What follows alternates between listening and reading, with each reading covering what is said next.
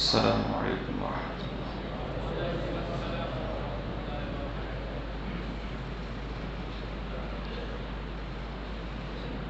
نحمده ونصلي على رسوله الكريم أما بعد.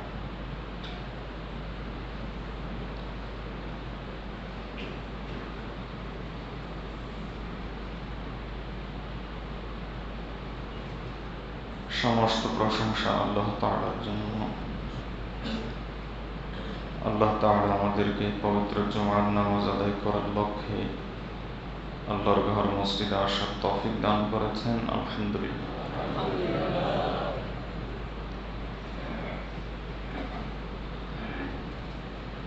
সুদীর্ঘ ধারাবাহিক আলোচনা চলে আসছিল।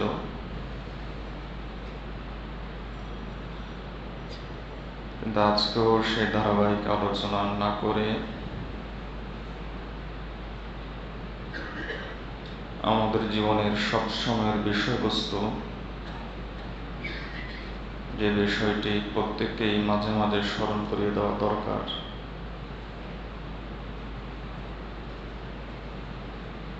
একজন মুসলমানের জীবনের সবচাইতে গুরুত্বপূর্ণ বিষয় তওবা সম্পর্কে আলোচনা করব, আল্লাহ যদি তৌফিক দান করেন। ধারাবাহিক আলোচনা আপন স্থানে চলতে থাকবে। এরই ফাঁকে ফাঁকে গুরুত্বপূর্ণ বিষয় সামনে আসলে সে বিষয়ে আলোচনা চলবে ইনশাআল্লাহ। আমার শেখ ও মুর্শিদ মাহবুবুল উলামা পীর জুলফিকার আহমদ নকশবন্দি দামাত বরকাতুহুম আমাকে একটা নসিহত করেছিলেন। সে নসিহতের একটা অংশ ছিল এরকম যে অন্তত মাসে একদিন হলেও তওবা সম্পর্কে আলোচনা করবে। ইবলিসের ধোকায় পড়ে, নফসের ধোকায় পড়ে শায়েখের নসিহত ভুলে গিয়েছিলাম।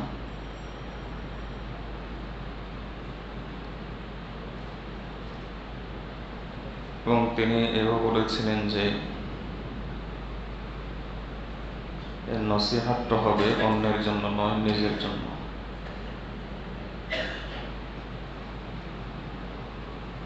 এজন্য আজকের যে বিষয়বস্তু সম্পর্কে আলোচনা করা হবে, এর প্রথম শ্রোতা আমি নিজেই, এরপরে শ্রোতা হলেন আপনারা। যে পরিমাণ গুনাহ আমরা জীবনে করে থাকি,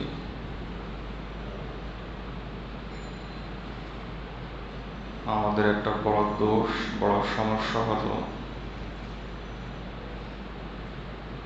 সে পরিমাণে আমরা আল্লাহর কাছে লজ্জিত হই না।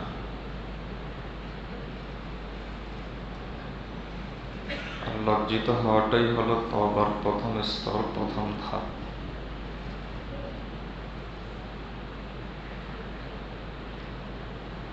অথচ আল্লাহ তাআলা হাদিসের মধ্যে এসেছে, রাসূলুল্লাহ সাল্লাল্লাহু আলাইহি ওয়াসাল্লাম বলেন,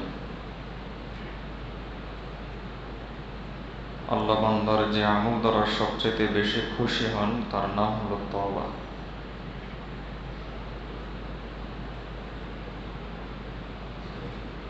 আল্লাহ কোরআন মাজিদের মধ্যে বিভিন্ন জায়গায় আমাদেরকে বলেছেন, ফাফিরু ইলাল্লাহ লা তাকনাতু মির রাহমাতিল্লাহ ওয়া তুবু ইলাল্লাহ। এর অর্থ হলো, তোমরা তোমাদের জীবনের মাঝে মাঝে দেখো কোন দিকে নিয়ে যাচ্ছ। যেদিকে আমরা চলছি, যে পথে আমরা চলছি, মাঝে মাঝে একটু দাঁড়িয়ে দেখা সেই পথটা ঠিক আছে কিনা। যদি ভুল পথে চলে থাকি তাহলে জীবনের মোড়টা আল্লাহর দিকে ঘুরিয়ে দাও।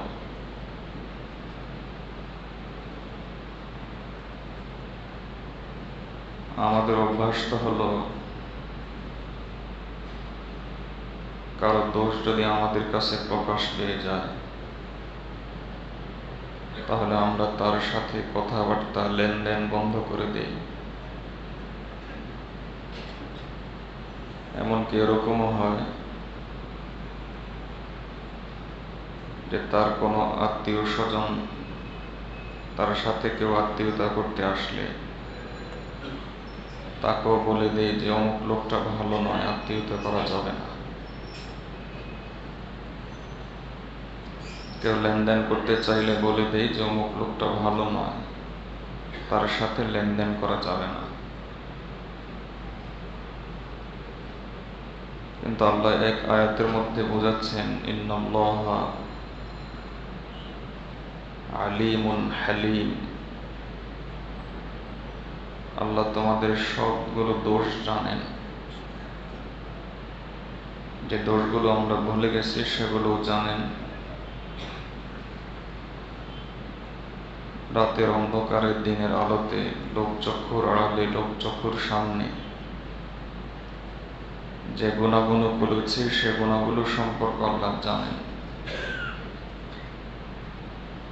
কিন্তু জানার পরেও আল্লাহর সাথে আমাদের যে সম্পর্ক, যে আল্লাহ হলেন আমাদের রব, আমরা তার গোলাম, সে সম্পর্ক তিনি শেষ করে দেন না,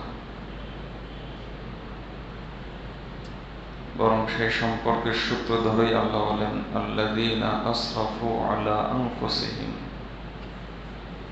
আপনি আমার বান্দাদেরকে বলে দিন, আমার গোলামদেরকে বলে দিন, যারা নিজেদের জীবনকে গুনার ভিতর কাটাচ্ছে তাদেরকে বলে দিন, লা তাকনাতু মির রাহমাতিল্লাহ, তারা যেন আল্লাহর রহমত থেকে কোনোভাবে নিরাশ না হয়।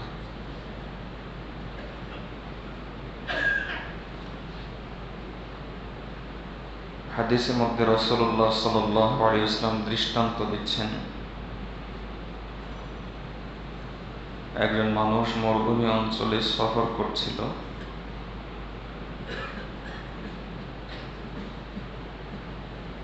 অনেক বিশাল মরুভূমি।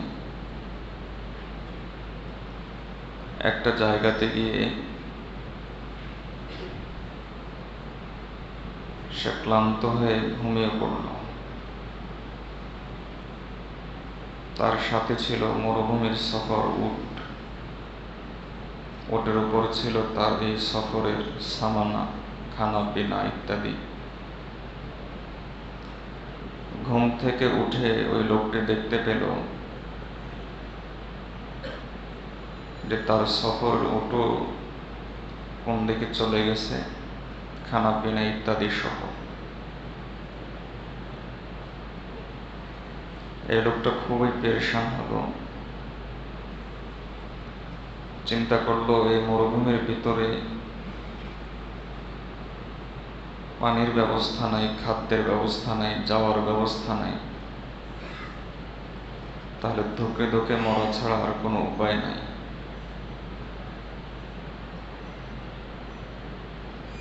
শেষ চেষ্টা হিসাবে সে একবার এদিকে দৌড়ালো, আবার ওদিকে দৌড়ালো,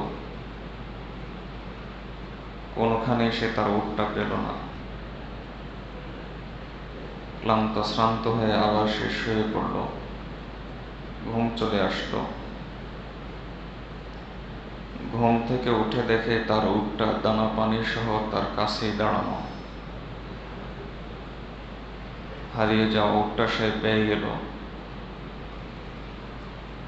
নিশ্চিত জীবনের মৃত্যুর হাত থেকে জীবন পেয়ে সে এই পরিমাণে খুশি হলো, খুশির আধিক্যে সে নিজের কথাকে গুলিয়ে ফেলল। সে বলতে চাইল, হে আল্লাহ, আপনি আমার রব, আমি আপনার গোলাম। কিন্তু আনন্দের আতিশয্যের কারণে সে বলে বসল, হে আল্লাহ, আমি আপনার রব, আপনি আমার গোলাম। এই লোকটা যে পরিমাণ খুশি হয়, একজন বান্দা যখন আল্লাহর কাছে ফিরে যায়, তওবার অর্থই হলো আর-রুজু ইলাল্লাহ, আল্লাহর দিকে ফিরে যাওয়া।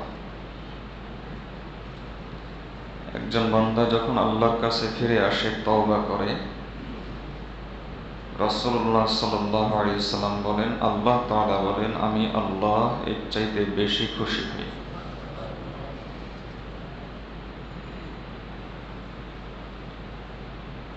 হাদিসের মধ্যে রাসূলুল্লাহ সাল্লাল্লাহু আলাইহি ওয়াসাল্লাম বলেছেন, জান্নাতের যে কয়টি দরজা আছে সেগুলো বন্ধ হয়, খোলা হয়।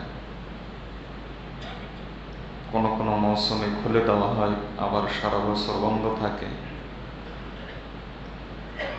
কিন্তু একটা দরজা যেদিন থেকে আল্লাহ তৈরি করেছেন সেদিন থেকে জান্নাত পর্যন্ত, কিয়ামত পর্যন্ত, আখিরাত পর্যন্ত সেই দরজাটা খোলাই আছে, কখনো বন্ধ হয় না। সে দরজা হলো বাবুত তাওবাতি, তওবার দরজা।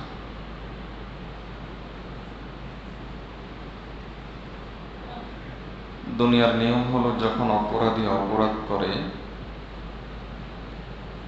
আদালত যদি তাকে তার অপরাধ থেকে কোনো কারণে মুক্তি দেয়, তার মুক্তি দেয় ঠিক, কিন্তু আদালতের রেজিস্টার বুকে তার নাম লেখা থাকে। কিন্তু হাদিস শরীফে রাসূলুল্লাহ সাল্লাল্লাহু আলাইহি ওয়াসাল্লাম বলেন, আত-তাইবু মিনাজ যামবি কামান লা যামবা লাহু। আল্লাহর দরবারের কোনো অপরাধী, আল্লাহর দরবারের কোনো গুনাহগার যদি সে তওবা করে, তাহলে রেজিস্টার বুক থেকেই তার নামটাকে সম্পূর্ণরূপে মুছে ফেলা হয়। আরেক হাদিসের মধ্যে রাসূলুল্লাহ সাল্লাল্লাহু আলাইহি ওয়াসাল্লাম বলেন, ফাআনসাল্লাহু হাফাযাতাহু। গুনার যে সমস্ত সাক্ষী আছে সেই সমস্ত সাক্ষীকে ভুলিয়ে দেওয়া হয়। গুনার সাক্ষী কি? এক নম্বর সাক্ষী হলো যে দুইজন ফেরেশতা আমাদের নেক আমল এবং গুনাহগুলো লিখে যাচ্ছেন, প্রত্যেকের কাঁধে দুইজন দুইজন করে আছে। কিরামান কাতিবিন ইয়ালামুনা মা তাফআলুন, সম্মানিত ফেরেশতা। দ্বিতীয় হলো, এই জমিন গুনার সাক্ষী। প্রতিটা ইঞ্চি জমিন আমাদের গুনার সাক্ষী। আল্লাহ কোরআন মাজিদে বলেছেন, ইয়াউমাইযিন তুহাদ্দিসু আখবারাহা বিআন্না রাব্বাকা আওহা লাহা। এই জমিনের প্রতিটা ইঞ্চি আমাদের বিরুদ্ধে অথবা আমাদের পক্ষে, অর্থাৎ আমাদের জীবনের প্রতিটি কর্ম, প্রতিটি কথা ভিডিও করে নিচ্ছে।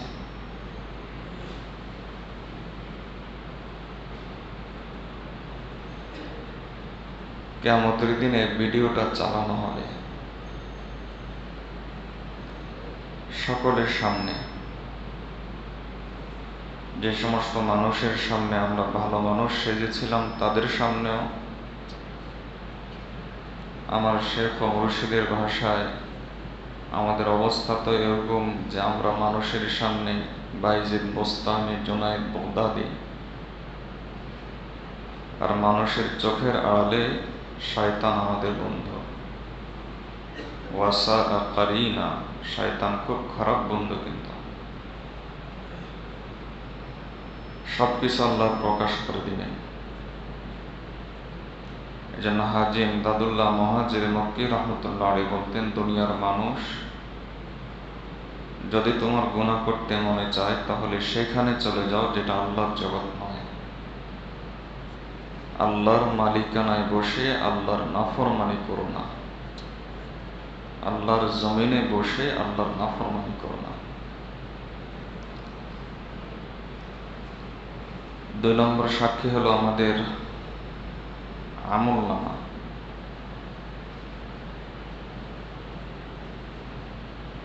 আমলনামা দেখে মানুষ কিয়ামতের দিন বলবে, মা লিহাযাল কিতাব লা ইউগাদিরু সাগীরাতান ওয়ালা কাবীরাতান ইল্লা আহসাহা। এটা কেমন আমলনামা, এর ছোট বড় সবকিছুই এই আমলনামাতে লিপিবদ্ধ হয়ে গেছে।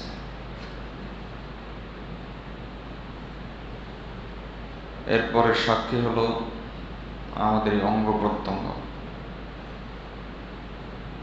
আল-ইয়াওমা নাখতিমু আলা আফওয়াহিহিম ওয়া তুকাল্লিমুনা আইদিহিম ওয়া তাশহাদু আরজুলুহুম। সেই দিন আমাদের হাত, আমাদের পাও, যে হাত দ্বারা গুনাহ করেছি, যে পায়ে দ্বারা গুনার প্রতি অগ্রসর হয়েছি, সেটা আমাদের বিরুদ্ধে সাক্ষী দেবে। কিন্তু এত সব সাক্ষী আল্লাহ তাআলা যে একটা আমলের মাধ্যমে মিটিয়ে দেন, সেই আমলের নাম হলো তওবা। রাসূলুল্লাহ সাল্লাল্লাহু আলাইহি ওয়াসাল্লাম বলেন, বান্দা যখন তওবা করে আল্লাহ তাআলা তার সাক্ষীগুলো মিটিয়ে দেন। সাক্ষীরা ভুলে যায়, সাক্ষীদের রেজিস্টার খাতায়, তাদের সংরক্ষণে আর এই ব্যক্তির গুনার কথা থাকে না। এই হলো তওবার দাম। সাহাবায়ে কেরামের মধ্যে একটা কথা প্রসিদ্ধ ছিল, সেই কথাটা হলো, লা কাবীরাতা মাআল ইস্তিগফার ওয়ালা সগীরাতা মাআল ইসরার। যে যদি কবিরা গুনার পরে তওবা থাকে, তখন সেই কবিরা গুনাহ থাকে না।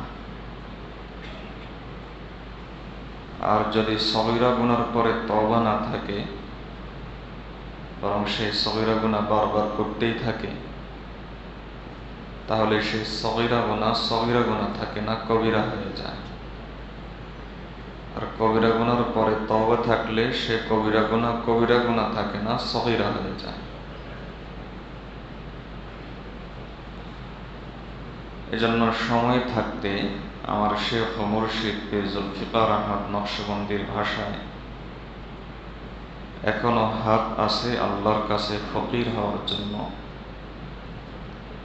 এখনো চক্ষু আছে আল্লাহর কাছে কান্নাকাটি করার জন্য,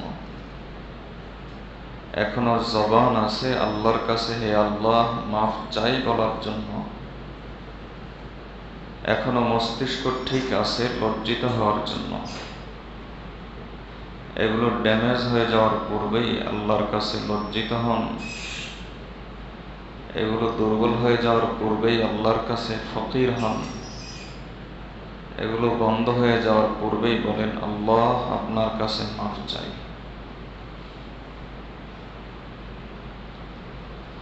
তওবার ক্ষেত্রে এরপরও এত সহজ এবং অত্যন্ত প্রতিক্রিয়াশীল, প্রভাবশালী আমল, একজন মানুষের নাপাক জীবনকে পাক করে দেওয়ার জন্য অত্যন্ত কার্যকরী আমল।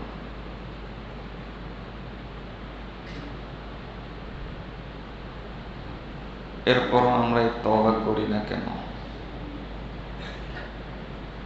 কোন বাধার কারণে আমরা তওবা করি না?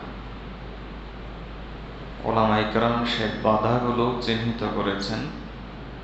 একটু খেয়াল করব যে সেই বাধাগুলো আমার জীবনে আছে কিনা। এক নম্বর হলো আল্লাহ সম্পর্কে মূর্খতা। দুই ধরনের মূর্খতা। এক ধরনের মূর্খতা হলো আল্লাহর রহমতের অন্যায় আশা,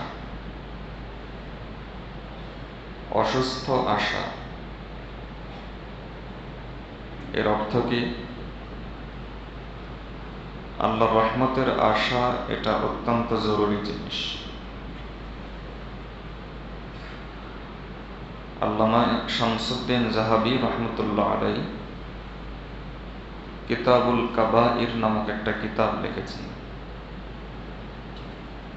সেখানে তিনি কবিরা গুনার একটা তালিকা দিয়েছেন। সেখানে একটা কবিরা গুনাহ লিখেছেন, বান্দা আল্লাহর রহমত থেকে নিরাশ হওয়া, এটা কবিরা গুনাহ। কোনো অবস্থাতেই আল্লাহর রহমত থেকে নিরাশ হওয়া যাবে না। তবে এই আশাটা অন্যায়ভাবেও করা যাবে না। ন্যায় আশা আর অন্যায় আশা কোথায়, ক্ষেত্র কোথায়? ন্যায় আশা হলো গুনাহ হয়ে যাওয়ার পর আল্লাহ মাফ করবেন এই আশায় তওবা করা, এটা ন্যায় আশা। এটা করতেই হবে, এই আশাটা না করলে গুনাহ হবে। আর অন্যায় আশা হলো আল্লাহর রহমতের আশায় গুনাহ করা। একটা হলো গুনাহ হয়ে যাওয়ার পর আল্লাহ মাফ করবেন এই আশা করা, এটা অন্যায় নয়, এটা করতেই হবে। এটা আমাদের অংশ, আমার মুমিন জীবনের ঈমানের অংশ। আরেকটা হলো গুনাহ এখনো হয় নাই, তো গুনাহ করি কেন, এই আশায় আল্লাহ তো মাফ করেন, আল্লাহ তো অনেক মাফ করেন, এই আশায় গুনাহ করি, এটা হলো অন্যায় আশা। এই অন্যায় আশাটা কত বড় গুনাহ। ইমাম শামসুদ্দিন জাহাবী রহমতুল্লাহ লেখেন যে এটা কবিরা গুনার চাইতেও বড় গুনাহ। যে আল্লাহ মাফ করবেন এই আশায় গুনাহ করছি, এটা কবিরা গুনার চাইতেও বড় গুনাহ। আল্লাহর রহমতের সাথে এক প্রকার মজা নিলাম, আল্লাহর রহমতকে এক প্রকার বৃদ্ধাঙ্গুলি দেখালাম, আল্লাহর ভদ্রতাটাকে দুর্বলতা মনে করলাম।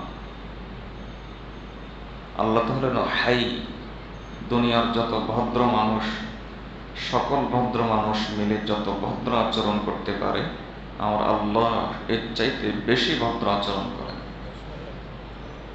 তিনি হাই কারীম। এজন্য এক কবি বলেছেন, ইলাহি কাইফা আদউকা ওয়া আনা আসিন ওয়া কাইফা লা আদউকা ওয়া আনতা কারীম। হে আল্লাহ, আপনার কাছে চাইতে লজ্জা লাগে, কারণ আমি তো গুনাহগার। আর চাইব না কেন, না চেয়ে তো উপায় নাই। চাওয়ার হালও ছেড়ে দিতে পারি না, কারণ যখন আপনাকে দেখি আপনি কারীম। এজন্য আপনার কাছে চাইতে হয়। ইলাহি আবদুকাল আসি আতাকা মুকিররাম বিযুনুবি ক্বাদ দাআকা ফাইন তাগফির ফাআনতা লিযাকা আহলুন ওয়া ইন তাতরুদ ফামান ইয়ারহাম সিওয়াকা। হে ইলাহ, হে আল্লাহ, আপনার গুনাহগার বান্দা আপনার কাছে এসেছে, নিজের গুনাহগুলোর কথা স্বীকার করে নিয়ে আপনাকে ডাক দিয়েছে। আপনি যদি মাফ করেন তাহলে আপনার গুণ তো হলো মাফ করনেওয়ালা, আর যদি মাফ না করেন তাহলে আপনি ছাড়া আমার উপর দয়া করবেন কে? হযরত ওমর রাদিয়াল্লাহু তাআলা বলতেন। তো আমরা আল্লাহ সম্পর্কে জাহিল, আল্লাহ সম্পর্কে মূর্খ। মূর্খটার দুইটা ধরন। একটা হলো আল্লাহর রহমতের অন্যায় আশা করি। অন্যায় আশার অর্থ হলো আল্লাহ মাফ করবেন এই আশায় আগাম গুনাহ করি, আগাম আল্লাহর রহমতের আশা করে রাখি। অথচ আল্লাহর রহমতের আশার অর্থ হলো আল্লাহর রহমতের আশায় বেশি বেশি করে নেক কাজ করা, এটা হলো আল্লাহর রহমতের আশা। আর আল্লাহর আযাবের ভয়ের অর্থ হলো আল্লাহর আযাবের ভয়ে কোনো গুনার কাজ না করা। কিন্তু আমরা এটাকে অন্যায়ভাবে ব্যবহার করি। তবে একটা নেক কাজ, আমি গুনাহ করেছি, আল্লাহর রহমতের আশায় তওবা করছি, আল্লাহ মাফ করবেন, এটা নেয়, এটা করতেই হবে। তো গুনাহ করতেই আছি কেন, আল্লাহ মাফ করবেন, এটা হলো আল্লাহর রহমতের সাথে টিটকারি করা, আল্লাহর রহমতের সাথে উপহাস করা। আল্লাহ সব সহ্য করেন, কিন্তু আল্লাহর সাথে কোনো ব্যক্তি যদি উপহাস করে তাহলে আল্লাহর অহংকার বোধে, আল্লাহর বড়ত্বের বোধের মধ্যে অহংকার জেগে ওঠে। আর আল্লাহর চাইতে বড় অহংকারী আর কেউ নেই। আমার শেখ ও মুর্শিদ পীর জুলফিকার আহমদ নকশবন্দি দামত বরাকাতুহুম আল্লাহর অহংকার, দরজাটা খুলে রাখেন, বারবার আটকালে খুলে রাখেন পুরা। আমার শেখ ও মুর্শিদ পীর জুলফিকার আহমদ নকশবন্দি দামত বরাকাতুহুম আল্লাহর বড়ত্ব এবং আল্লাহর অহংকার বোঝানোর জন্য তিনি ইবলিসের দৃষ্টান্ত নেন। তিনি বলেন যে ইবলিস 1000 বছর ইবাদত করেছে, একবার শুধু আল্লাহর অহংকারে আঘাত করেছে, 1000 বছর ইবাদত নষ্ট করে দিয়েছে। এজন্য তওবা, আল্লাহর রহমতের আশা, এই বিষয়টাকে উপহাসের বস্তু না বানায়। আল্লাহ সম্পর্কে মূর্খতার দ্বিতীয় ধরন হলো আমাদের মুমিন জীবনে। দ্বিতীয় ধরন হলো মনে করি যে আমি এত গুনাহ করেছি, আল্লাহ মাফ করবেন কিনা। এটা অন্যায়। আমি এত গুনাহ করেছি, আল্লাহ মাফ করবেন কিনা।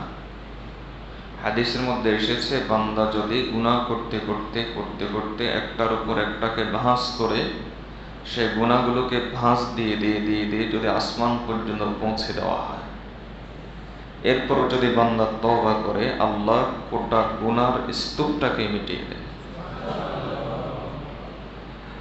আমার গুনার চাইতে আল্লাহর রহমত অনেক বেশি। রাসূলুল্লাহ সাল্লাল্লাহু আলাইহি ওয়াসাল্লাম বলেন, আল্লাহ তাআলা বলেন যে আমার রাগ এবং রহমত দুটো প্রতিযোগিতায় নেমেছিল, আমার রহমত রাগকে অতিক্রম করে ফার্স্ট হয়ে গেছে। তাহলে আল্লাহ অবশ্যই যত গুনাহ করি না কেন আল্লাহ মাফ করবেন।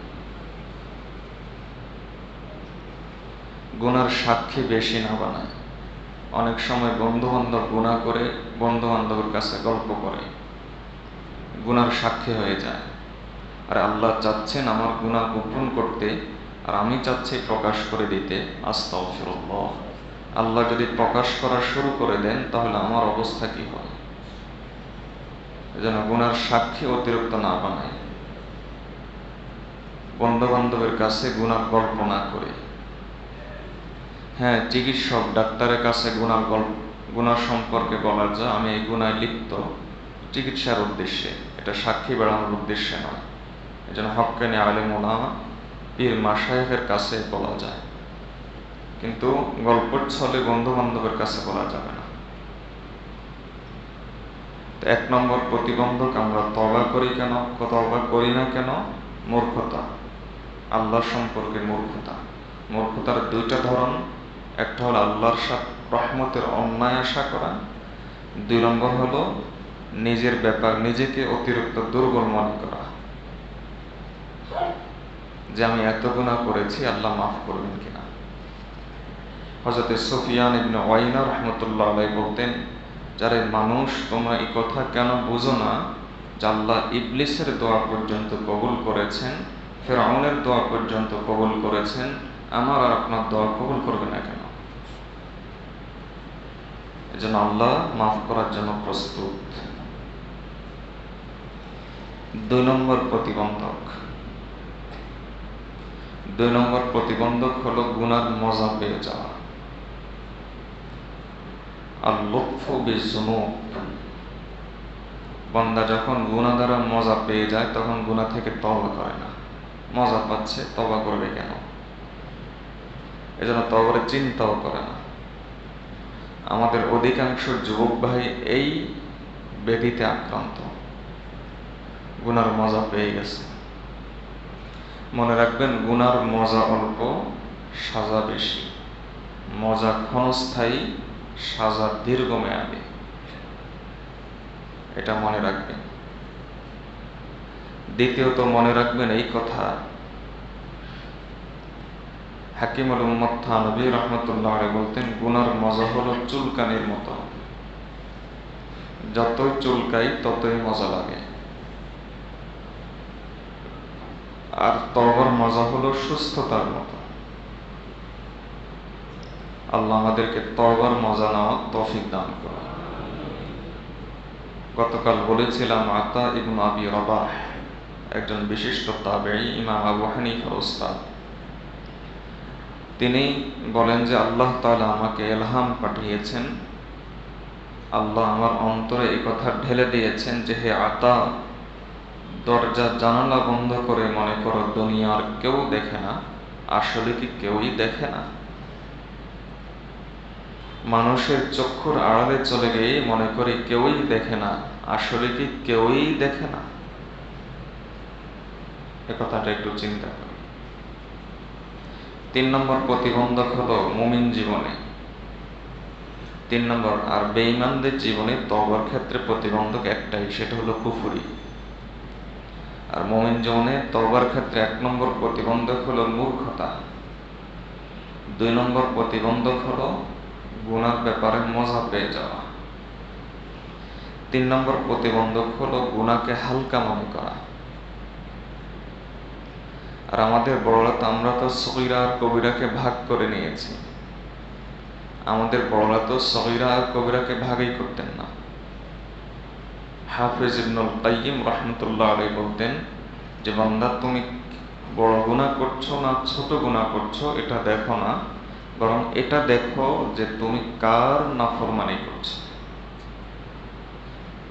আমি বড় গুনাহ করছি না ছোট গুনাহ করছি এটা না দেখি, বরং এটা দেখি যে আমি কার নাফরমানি করে যাচ্ছি। হাকিমুল উম্মত থানভী রাহমাতুল্লাহ আলাইহি বলতেন, তোমরা সগীরা আর কবিরার মধ্যে পার্থক্য করো যে এটা ছোট এটা বড়। আর একটা তো হলো আগুনের কুণ্ডলী, আর একটা হলো আগুনের কয়লা, অবশেষে দুটাই তো আগুন। দুটাই তো একটা রুইয়ের গুদামকে, তুলার গুদামকে জ্বালিয়ে দিতে পারে। আবার নেক আমলকে সগীরাও জ্বালিয়ে দিতে পারে, কবিরাও জ্বালিয়ে দিতে পারে। হযরত আলী রাদিয়াল্লাহু তাআলা বলতেন, লা তাহকিরান্না সগীরাতা সগীরাতান লিআন্নাল হাসা মিনাল জিবাল। কখনো সগীরাকে সগীরা মনে করো না, কারণ পাহাড় তৈরি হয় ছোট ছোট পাথর দিয়ে। ছোট ছোট পাথর দিয়ে পাহাড় তৈরি হয়। যদি গুনাহকে হালকা মনে করি তাহলে কি অন্যায় হয়। মাশায়েখগণ লিখেছেন যে লোকটি গুনাহকে হালকা মনে করে, হাদিসের মধ্যে এসেছে রাসূলুল্লাহ সাল্লাল্লাহু আলাইহি ওয়াসাল্লাম বলেছেন, মুমিন বান্দা গুনাহকে মনে করে কেমন যেন নিজের গায়ের উপর একটা পাহাড় চাপিয়ে দেওয়া হলো। আর মুনাফিক গুনাহকে মনে করে কেমন যেন তার নাকের আগায় একটা মাছি বসলো আর সেটাকে তাড়িয়ে দিল এভাবে। এজন্য একটু লক্ষ্য করি, আমি গুনাহকে হালকা মনে করার অর্থ হলো মুনাফিকির স্বভাব আমার মাঝে চলে আসছে। যেন মাশায়েখগণ লিখেছেন যে গুনাহকে যে ব্যক্তি হালকা মনে করে, যে ব্যক্তি গুনাহকে সাধারণ মনে করে, গুনাহ ছাড়াটাকে কঠিন মনে করে। এখন যদি বলি যে ছাড়েন, ডিশ ছাড়েন, হিন্দি ফিল্ম ছাড়েন, সিরিয়াল ছাড়েন, পর্দায় চলেন, হুজুর এটা খুব কঠিন। নজরে হেফাজত করেন, খুব কঠিন। আর আল্লাহর বান্দা, জান্নাতের যে গেটটা সেটাতে একটু কষ্টদায়ক, ওই নবীজি নিজেই বলেছেন, উজিবাতিল জান্নাতু বিল মাকারি। জান্নাতের যে ঢাকনাটা সেটা কষ্টদায়ক বস্তু দ্বারা ঢেকে রাখা হয়েছে। মনের উপরে যদি একটু জোর না চালাই, এটার নামেই তো হলো মুজাহাদা, এটার নামেই তো হলো রিয়াজত। মনের উপরে যদি একটু জোর না চালাই তাহলে আল্লাহ তাআলা সাহায্য করবেন কিভাবে? আমি আমার কাজ করি, তাহলে আল্লাহর পক্ষ থেকে সাহায্য আসবে। আমাদের বড়রা বলেছেন যে লোকটা গুনাহকে হালকা মনে করে এবং গুনাহকে ছাড়া, গুনাহ ছাড়তে পারবো না, পরিবেশ নাই। অনেকেই বলেন যে আমি গুনাহ ছাড়তে পারবো না, বেপর্দায় চলি। এই যুগে পর্দায় চলা অনেক কঠিন। উপযুক্ত মেয়ে, স্ত্রী এবং উপযুক্ত বোন বেপর্দায় চলে, কিভাবে তাদেরকে আমি পর্দায় আনবো, খুব কঠিন। এই কঠিন যে ব্যক্তি মনে করে, ওলামায়ে কেরাম বলেন যে তার বেঈমান হয়ে মরার আশঙ্কা আছে। কারণ আল্লাহ কোনো কঠিন কাজের নির্দেশ দেন না যেটা আমি পারবো না। লা ইউকাল্লিফুল্লাহু নাফসান ইল্লা উসআহা। আল্লাহ সেটারই নির্দেশ দেন যেটা আমার সামর্থ্যের ভিতরে আছে। আমাদের নকশবন্দি সিলসিলার একজন বুজুর্গ ছিলেন ফজলে আলী কুরাইশি রহমতুল্লাহ আলাইহি। ওনার কাছে ওনার এক মুরিদ এসে বললেন, হযরত, নজরের হেফাজত করা খুব কঠিন। হযরত বললেন, আচ্ছা তুমি একটা কাজ করো, কি কাজ? কে দুধের গ্লাসটা নিয়ে যাও, আমার অমুক বন্ধুকে দিয়ে আসো। তো দুধের গ্লাসটা একবারে টইটুম্বুর, যে একটু নড়াচড়া করলেই পড়ে যাবে। ওই লোকটা নিয়ে গেল, এরপর দিয়ে আসলো ফিরে। তুমি যাওয়ার সময় কয়জন মেয়ে দেখেছো? বলে একজনও দেখি নাই। কেন দেখো নাই? কারণ গ্লাসের দিকে নজর ছিল। তাহলে আল্লাহর বান্দা, তুমি যে বললে একটু আগে নজরে হেফাজত করা কঠিন, আমাদের মাশায়েখগণ বলেন যে যে ব্যক্তি নজরে হেফাজত করতে চায় সে নিউ ইয়র্ক শহরে বসেও নজরে হেফাজত করতে পারে। আর যে ব্যক্তি নজরে হেফাজত করতে চায় না, সিদ্ধান্ত নিয়েছে যে আমি পর্দা লঙ্ঘন করব। পুরুষের পর্দা লঙ্ঘন হলো নজরে হেফাজত না করা, আর মহিলার পর্দা লঙ্ঘন হলো অন্য পুরুষ তার প্রতি তাকানোর সুযোগ তৈরি করে দেওয়া। তা আমি পর্দা লঙ্ঘন করব, যে পুরুষ বা মহিলা এই সিদ্ধান্ত নিয়েছে, সে হারাম শরীফে বসেও নজরে হেফাজত করতে পারবে না। আল্লাহ আমাদেরকে আল্লাহর বরত্বকে আমাদের মনের মধ্যে ধরে রাখার তৌফিক দান করুন। তো 2 নম্বর প্রতিবন্ধক হলো, 3 নম্বর প্রতিবন্ধক হলো গুনাহকে হালকা মনে করা। তওবার ক্ষেত্রে 4র্থ নম্বর বাধা হলো বেদাত। বেদাতের জীবনে তওবা আসে না, রাসূল সাল্লাল্লাহু আলাইহি ওয়াসাল্লাম নিজেই বলেছেন। এই সম্পর্কে তাফসীরে যেহেতু বিস্তারিত আলোচনা চলছে, এজন্য আমি এই সম্পর্কে আলোচনা করব না। শুধু এতটুকু বুঝে রাখি যে তওবার ক্ষেত্রে 4র্থ প্রতিবন্ধক হলো বেদাত। এই সবগুলো প্রতিবন্ধকতাকে ঠেলে দিয়ে ভেঙে ফেলে তওবা করতে হবে। আল্লাহ তওবার জন্য বসে আছেন। হাদিসের মধ্যে এসেছে, রাসূলুল্লাহ সাল্লাল্লাহু আলাইহি ওয়াসাল্লাম বলেন, আল্লাহ তার রহমতের 2 হাত প্রসারিত করে রাখেন দিনের বেলায়, লিয়াতুবা মুসিউল লাইল, যেন রাতের বেলা যারা গুনাহ করে তারা তওবা করে। আবার 2 হাতকে প্রসারিত করে রাখেন রাতের বেলায়, লিয়াতুবা মুসিউন নাহার, যেন দিনের বেলায় যারা গুনাহ করে তারা যেন তওবা করে। আল্লাহ তওবার অপেক্ষায় আছেন। একজন মা তার দীর্ঘদিন সন্তান হারিয়ে ফেললে পরে, এরপর দীর্ঘদিন পর ওই সন্তানকে পেলে যে পরিমাণ খুশি হন, আল্লাহ একজন বান্দা যখন আল্লাহর কাছে ফিরে যায়, আল্লাহ এর চাইতে বেশি খুশি হন। আল্লাহ তওবার জন্য তওবার ডাক দিয়ে বসে আছেন। কোরআন মাজিদের জায়গায় জায়গায় আল্লাহ তওবার কথা বলেছেন। তওবা করব। তওবার জন্য 3টা জিনিস জরুরি। 1 নম্বর হলো ইখলাস।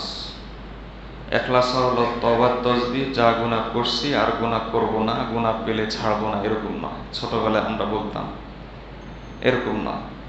ইখলাস হলো তওবা করেছি তো করেছি, আল্লাহকে সন্তুষ্ট করার জন্য করেছি।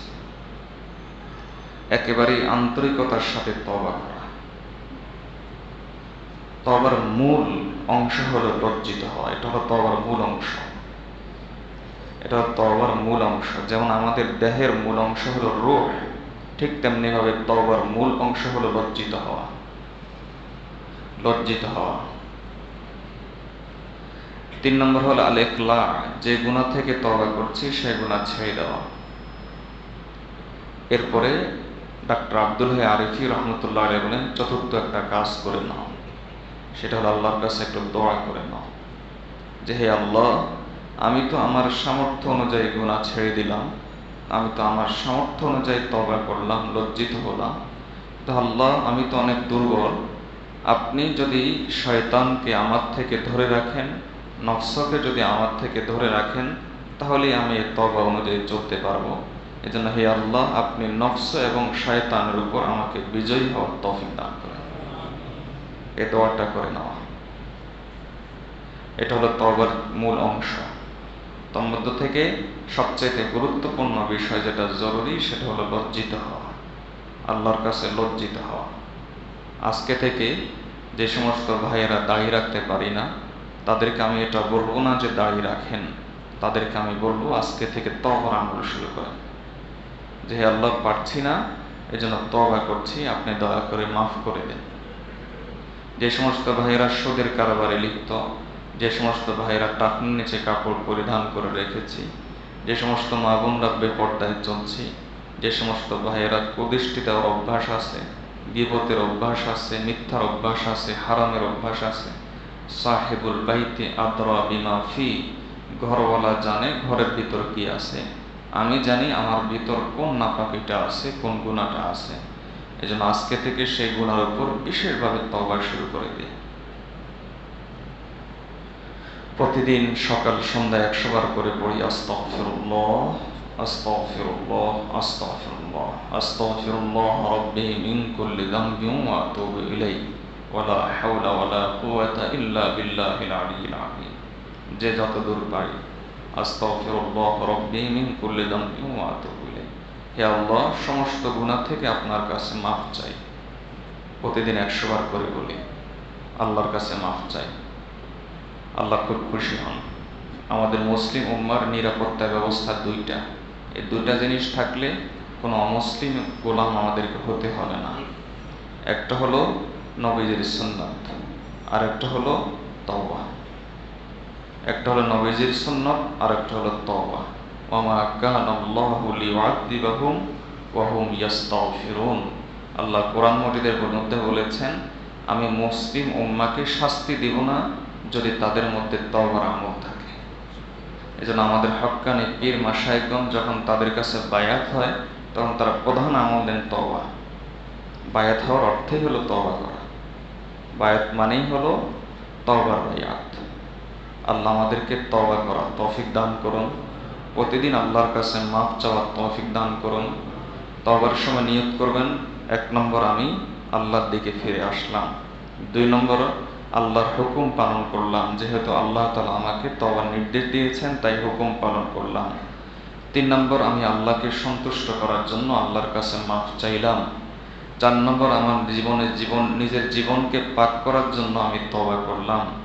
5 নম্বর আমার দ্বারা যেন মাখলুক কষ্ট না পায়, কারণ গুনাহ হলে মাখলুক কষ্ট পায়। আমার দ্বারা যেন মাখলুক কষ্ট না পায়, এজন্য আমি তওবা করলাম। 6 নম্বর জান্নাতে আল্লাহর দিদার লাভের আশায় তওবা করলাম। এভাবে নিয়ত খুঁজে খুঁজে খুঁজে খুঁজে বের করা। আমাদের মাশায়েখগণ বলেছেন, 3টা জিনিস যদি মানুষ পাক্কা নিয়ত করে নেয়, আল্লাহর পক্ষ থেকে সাহায্য আসে। 1 নম্বর, যদি কোনো বান্দা মসজিদ নির্মাণ করবে, এই পাক্কা নিয়ত করে নেয়, আল্লাহ তাআলা কোনো না কোনোভাবে তার এই আশা পূরণ করেন। 2 নম্বর হলো উপযুক্ত মেয়ে আছে, কোনো বান্দা নিয়ত করলো যে আমি আমার মেয়েকে দিনদার পাত্রের কাছে বিয়ে দিব, তাহলে আল্লাহ তাআলা কোনো না কোনোভাবে তাকে সাহায্য করেন। 3 নম্বর হলো বান্দা যদি তওবার নিয়ত করে, তাহলে আল্লাহ তাআলা গুনাহ ছাড়ার ব্যাপারে আল্লাহ তাআলা সাহায্য করেন। এই 3টা কাজে আল্লাহর বিশেষ সহযোগিতা পাওয়া যায়। আল্লাহ আমাদেরকে এগুলোর উপর আমল করার তৌফিক দান করুন। প্রতিদিন তওবা করার তৌফিক দান করুন। যে পরিমাণ গুনাহ, এই গুনার প্রতি লক্ষ্য রেখে অন্তত সেই পরিমাণ তওবা করার তৌফিক দান করুন। ওয়া মা আলাইনা ইল্লাল বালাগ। যারা শুনুন কোরআনে শুনুন।